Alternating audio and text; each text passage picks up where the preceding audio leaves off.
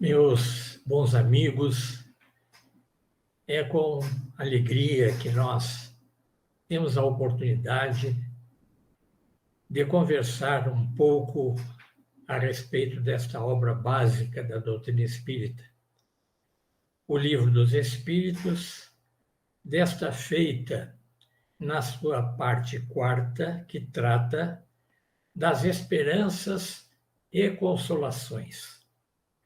Dizendo de outra forma, um ensaio a respeito do céu e o inferno.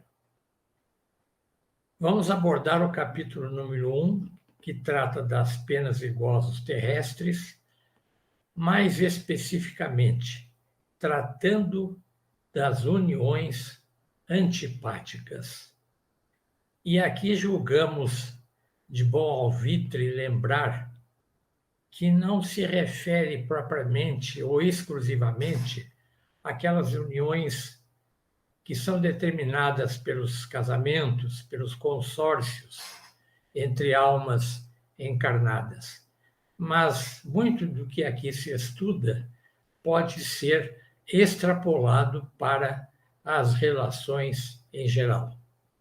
Aliás, vale lembrar que o nosso Evangelho, segundo o Espiritismo, é um tratado de relacionamento que nós não podemos desprezar.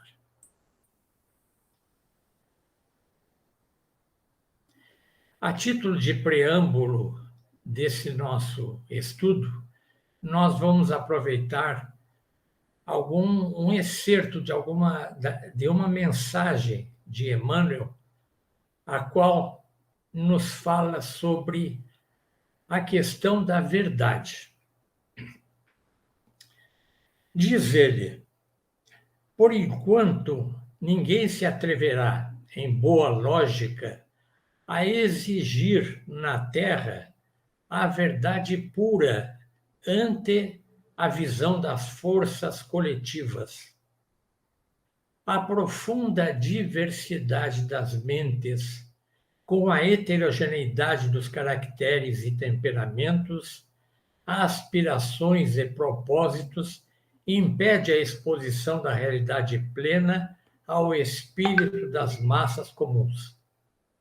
Cada escola religiosa, em razão disso, mantém no mundo cursos diferentes da revelação gradativa. A claridade imaculada não seria, no presente estágio da evolução humana, assimilável por todos de imediato.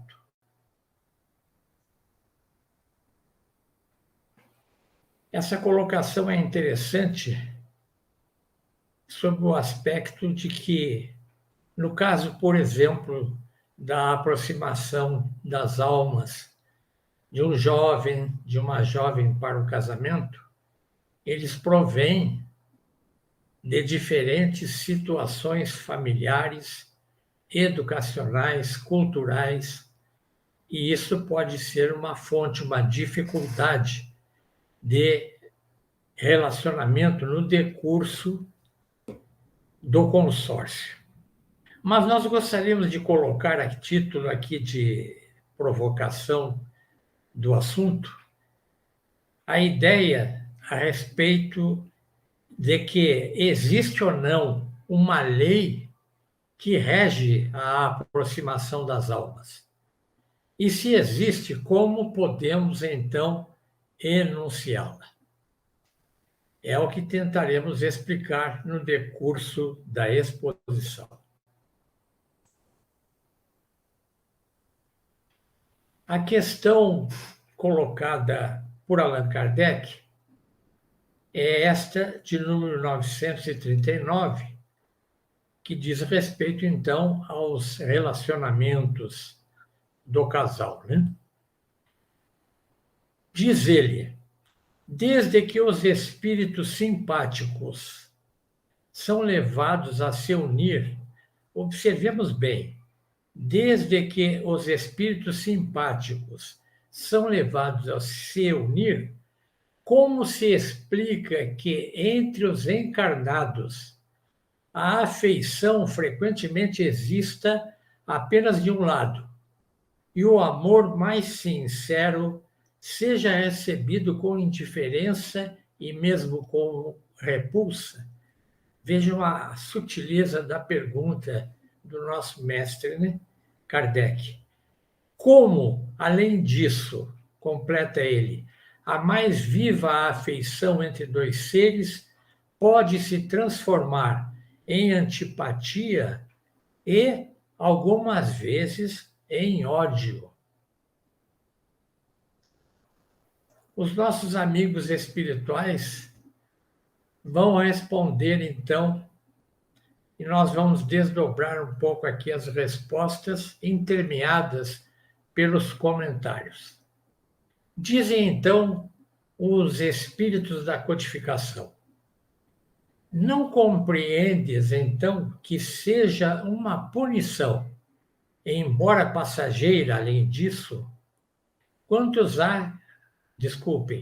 além disso, quantos há que pensam amar perdidamente porque julgam apenas as aparências, e quando são obrigados a viver em comum, não tardam em reconhecer que se tratava somente de uma paixão material.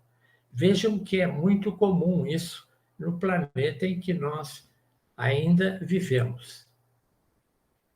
O primeiro comentário: sem a reencarnação, a punição que foi citada acima se torna incompreensível. Punição a respeito do quê? Nós provavelmente não nos lembramos de nada que tenhamos feito para merecer, digamos assim, um castigo, né? Mas a reencarnação mostra que muitas coisas que hoje nos ocorrem, ela tem suas causas em vidas anteriores. Quando a atração, por exemplo, é apenas de cunho material, o relacionamento pode fracassar. E isto explica, como nós sabemos, as estatísticas crescentes de separação, de divórcios, de conflitos entre o casal, de conflitos na família, que são desastrosos.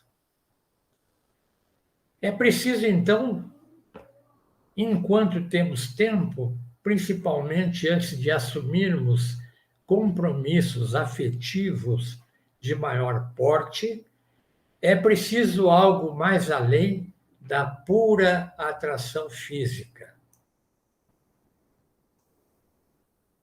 Continuam os espíritos respondendo à questão proposta pelo mestre Allan Kardec.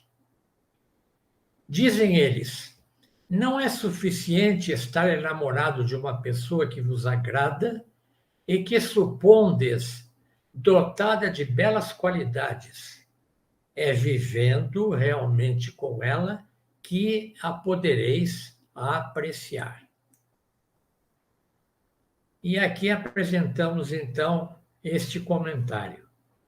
O convívio vai, então, confirmar se existe ou não existe afinidade entre os protagonistas do relacionamento.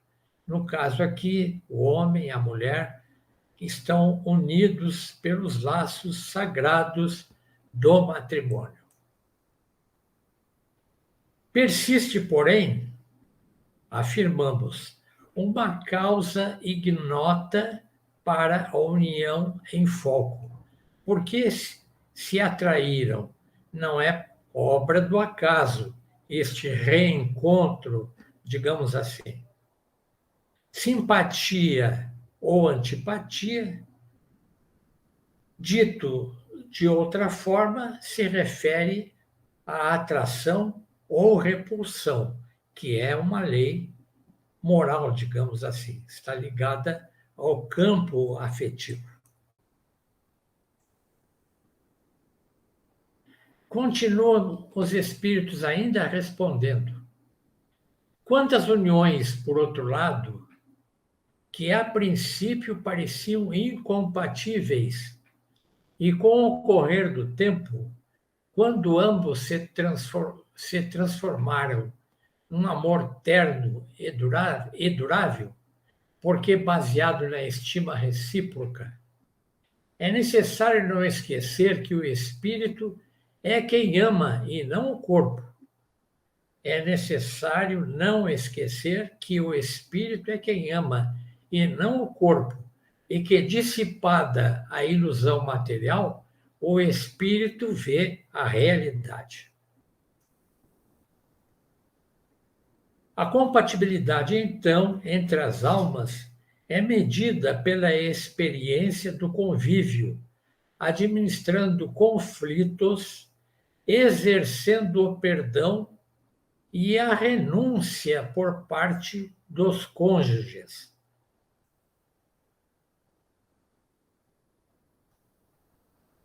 De tal forma que nós podemos, então, afirmar que o lar é também o instituto de reconciliação das almas em desalinho. Por isso, o amai-vos uns aos outros deve fazer parte do ninho doméstico, fonte sagrada da educação do caráter. Dificuldades de relacionamento são lições a serem vivenciadas como portas abertas ao progresso espiritual de todos, ao bom aproveitamento da presente encarnação.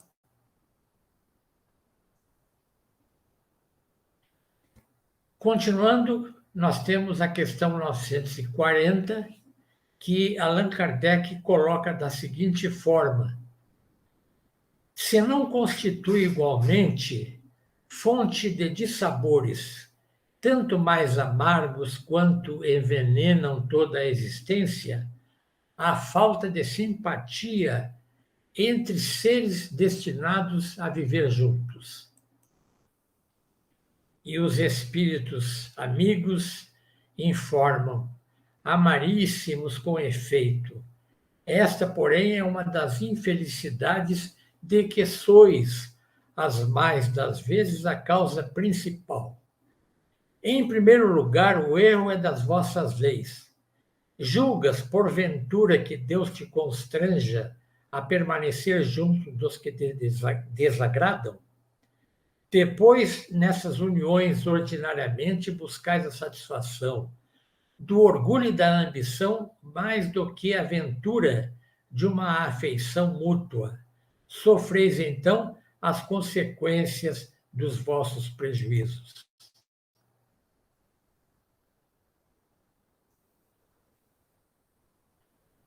A grande maioria, nós sabemos, dos casamentos no mundo em que vivemos, eles são de cunho expiatório, unindo almas que têm débitos a serem ressarcidos no ninho doméstico. É necessário, então, aproveitar a oportunidade de acerto de contas, ainda que isso nos custe um grande sacrifício.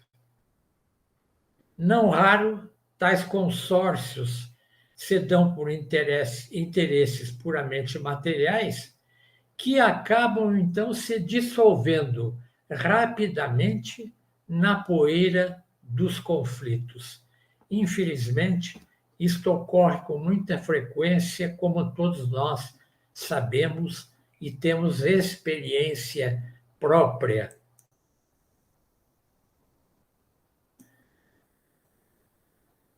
Nesse caso, então, a relação conjugal, ela periclita e pode redundar em violência passional. Perante tão dramático desfecho, outras vítimas podem surgir, principalmente os filhos, que necessitam tanto da presença do pai e da mãe para desenvolverem, por exemplo, as suas identidades em relação a vida que devem enfrentar mais tarde como adultos.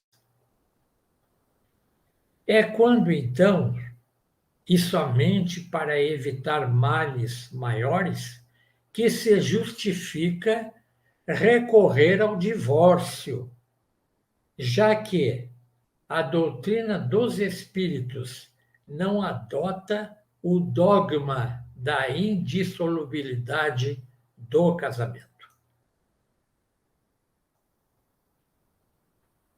Temos ainda a questão 940, onde Kardec coloca: se nesse caso não haverá quase sempre uma vítima inocente, o homem ou a mulher ou outros componentes do círculo familiar. Sim, dizem os espíritos, e isso é para ela uma dura expiação, mas a responsabilidade da sua infelicidade recairá sobre os que a causaram. Se a luz da verdade tiver penetrado em sua alma, ela se consolará com a fé no futuro. De resto, à medida que os preconceitos se enfraquecerem, desaparecerão também as causas dessas infelicidades íntimas. O Mestre Jesus já nos advertiu: conhecereis a verdade e a verdade vos libertará. Ora, no mundo em que vivemos, como nos ensina o Evangelho segundo o Espiritismo, no seu capítulo 3º, é um planeta de provas e expiações destinado à morada de espíritos imperfeitos, com débitos perante a divina justiça. Ora, espíritos imperfeitos têm muitas dificuldades, a começar justamente pelo relacionamento, não somente com os outros, mas inclusive consigo próprio. De tal forma que nós podemos dizer que não existe, em tese, vítimas inocentes, exceção de espíritos missionários que aceitam certos sacrifícios por amor ao bem, por amor a pessoas que se atrasaram na sua caminhada, na sua evolução e que eles pretendem ajudar. E aceitam, então, o sacrifício, muitas vezes à luz do matrimônio. Mas as vítimas de tais desatinos, aqueles que são maltratados em tais processos, encontram consolação na forma com que lidam com os infortúnios passageiros. A fé e a resignação ajudam em tais casos, sem absolver os causadores de tais infelicidades perante o tribunal da consciência.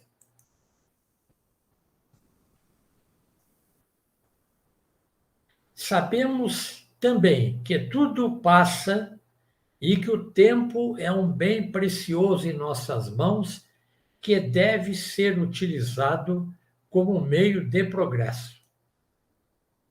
Assim, a aceitação perante os testemunhos que nos são exigidos é um sinal seguro de que estamos a caminho da tão sonhada felicidade. Acreditamos, então, ter demonstrado, de certa forma, que existe uma lei que rege a aproximação das almas.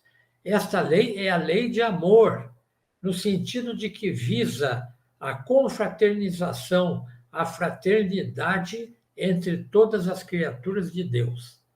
E nós podemos enunciá-la, então, no caso dos matrimônios, como sendo a lei de atração.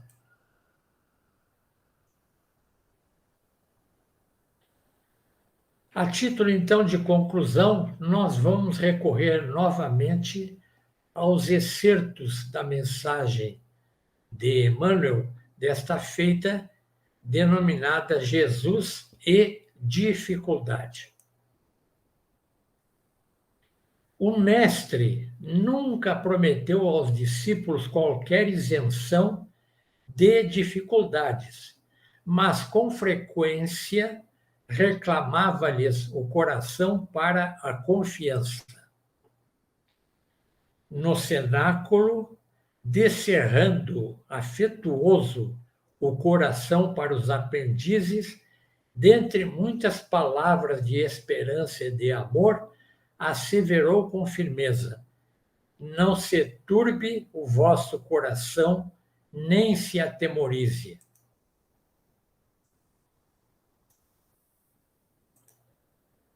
Não procures, assim,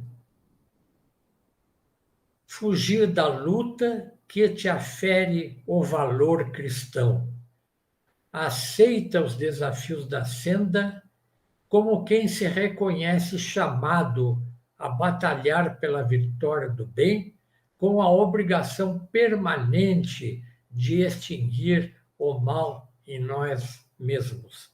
Lembrando que os maiores problemas que nós enfrentamos em relação ao sucesso da encarnação, desta oportunidade que temos, não está nos outros. Os obstáculos maiores estão no mal que reside ainda em nós mesmos. Então, não apelemos para o Senhor como advogado da fuga calculada do dever. Obrigado pela atenção. Aqui está a bibliografia que nós utilizamos nesta exposição.